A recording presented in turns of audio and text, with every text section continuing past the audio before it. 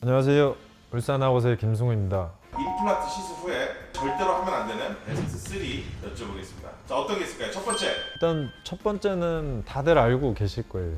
술, 담배. 술, 담배는 아시겠지만 건강에 일단 해로워요. 근데 임플란트 시술을 하고 술, 담배를 하지 말라는 이유는 크게 보면은 두 가지가 있어요. 시술을 받고 나서 실을 봉합을 해놓잖아요. 근데 담배를 피면은 음압이 발생해요, 입안에서. 그래서 일단은 물리적으로 실밥이 터질 수 있는 실제로 그렇게 담배나 술을 해서 그런 상황이 생기는 게 맞나요? 그런 적도 있어요. 봉합을 해놓는데 다음날 와서 또 터지고 또 터지고 이렇게 해서 한 3번, 4번 정도를 봉합을 해두신 분이 있는데 결론부터 말씀드리면 임플란트가 탈락을 해요. 그럼 어떻게 되는 거예요? 그러면은 이제 재수술을 해야죠. 힘든 과정을 다시 한번 반복을 해야 되는데 원래대로 하면 한 3개월이면 끝났는데 한 번 실패를 하게 되면은 기간이 또 3개월이 늘어나요.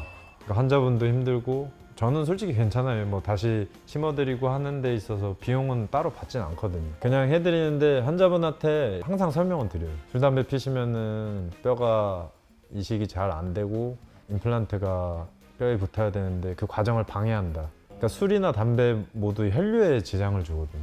술, 담배는 피해주시는 게 가장 좋죠. 그리고 술, 담배를 대부분 술자리에서 먹잖아요. 그럼 뭐 얘기도 많이 할 거고 말을 많이 하면 또 당연히 혀나 이런 부분들이 수술 부위에 가니까 밀고 물리적으로도 좀 안 좋고 압력도 계속 발생하고. 그럼 임플란트 시술에 술, 담배 아예 안 하는 게 제일 좋긴 하겠지만 그래도 한다면 요 정도는 꼭 지나고 해라라든가 요 정도만 해라가 있을까요?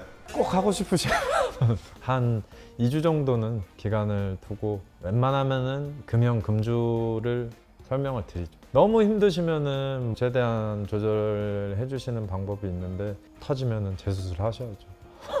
두 번째는 음압을 발생시키는 행위라고 볼 수 있겠어요. 빨대를 빠는 행위가 있을 수 있어요. 그러니까 빨대를 빨면은 구강이 이제 진공 상태가 된 상태에서 음료가 들어가는 거기 때문에 압력이 발생해서 물리적으로 터져버려요. 그리고 뭐 소리를 막 세게 노래방 가서 크게 노래를 부른다든지 하면은 당연히 압력이 발생하겠죠. 윤종신의 존니 같은 거 아프다 할 때 진짜 아파질 수 있나요?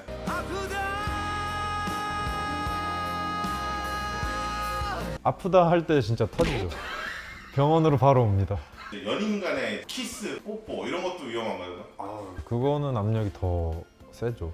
아, 본인은 그렇게 생각하세요? 그거는 1초, 2초 막 이런 게 아니기 때문에 사람에 따라서 진짜 다르지만 일반적으로는 뭐 한 1, 2분 정도라고 생각하는데 되게 막 심하신 분들 막 1시간씩 하시는데 처음 듣는 질문이라서 이게 아니, 왜냐면 그쵸. 음압이 생기는 것도 조심해야 된다. 그거 조심해 주시는 게 좋죠.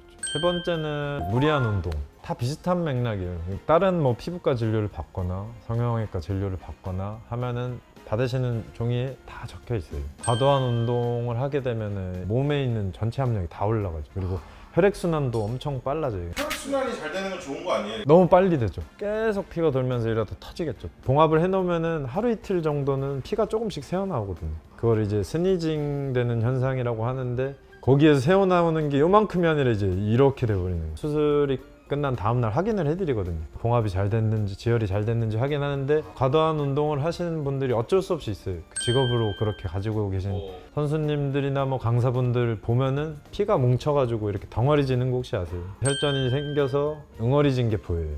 청소해드리고 뭐 벌어진 부분 있으면 다시 봉합해드리고 조심하셔야 됩니다 하고 보내드리죠. 근데 대부분 한 번 터지면 조심하세요. 왜냐면은 이게 마취를 또 하셔야 되니까. 치과 마취가 뭐 아무리 안 아프게 놓는다고 해도 안 하시는 게 낫잖아요. 그래서 뭐 도포 마취를 하고 놓는다고 해도 또 그것도 시간이고. 건전하신 분들은 솔직히 뭐 살짝 터지는 거는 크게 문제는 안 돼요. 근데 대부분 치과를 오시는 분들이 보면은 많이 아파서 오세요. 염증이 많은 상태로 오기 때문에 그거를 싹 긁어내고 대부분 임플란트를 심으면서 뼈 이식을 같이 들어가요. 근데 뼈의 가루가 입자들이 되게 가늘거든요. 그래서 살짝만 벌어져도 이렇게 쏟아내려지는 거죠. 그러니까 막으로 막아놓은 것들이 또 터지고. 그래서 결과가 많이 안 좋아져요. 그렇기 때문에 좋은 결과를 가지고 임플란트를 한 번 하시면은 1, 2년 쓰고 이걸 바꾸는 게 아니라 반영구적으로 계속 쭉 이어서 쓰실 거면은 초기에 뼈랑 붙는 과정이 중요하기 때문에 첫 번째 술, 담배, 두 번째, 음압을 발생시키는 행위. 세 번째는 과도한 운동은 좀 삼가해 주시는 게 앞으로의 임플란트의 수명을 좀 좌우한다고 볼 수 있겠습니다. 대부분 어디에 임플란트를 많이 하는지. 모형이 진짜 잘 나와 있거든요. 빨간 게 되게 궁금하실 거예요. 이거 뭡니까? 안면 신경이 이렇게 가지가 들어가는데 아래 턱으로 뻗어나오는 신경이에요. 대부분의 말하는 임플란트의 합병증이 수술을 할 때 이 나사가 이 뼈를 뚫는 과정에서 드릴이 신경을 손상시켰을 때, 그러면 얼마나 아픈가요? 그 고통은 뭐 이루 말할 수 없겠죠. 이런 부작용들이 있는데 저는 아직까지 없습니다.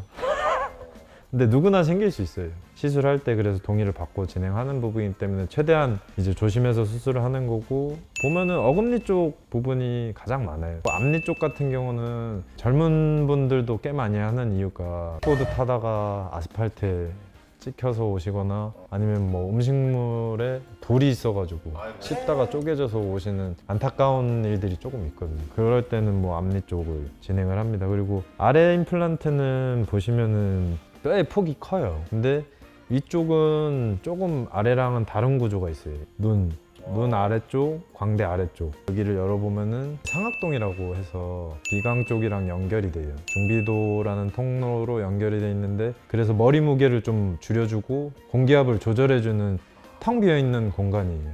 상악동이라고 하는 부분에 치아랑 연결된 아래 바닥에 상악동 막이라고 되게 얇은 막이 있는데, 시술할 때 거기를 터트리면 안 되겠죠. 여기를 터트리게 되면은 비염이나 축농증 같은 부작용이 있기 때문에 정확하게 이 막을 들어 올리고 뼈 이식을 하고 나사를 이렇게 심어줘야 돼요. 큰 어금니, 작은 어금니, 앞니라고 하죠. 이제 임플란트를 하려고 잇몸을 한번 열면 뼈가 조금 내려가거든요. 그래서 치아 길이가 더 길어질 수 있어서 앞니 시술을 할 때는 잇몸 수술을 같이 해드려요. 대부분 좀 당겨서 올려드리거든요. 임플란트 하고 관리 안 하시는 분들에게 한마디. 제가 다시 수술하는 건 힘들진 않아요. 솔직히 힘들긴 한데 웬만하면은 주의사항 잘 지켜주시고 이제 좋은 결과를 얻기 위해서 같이 노력을 해주셨으면 좋겠습니다. 임플란트 시술 후 관리를 잘하자. 임플란트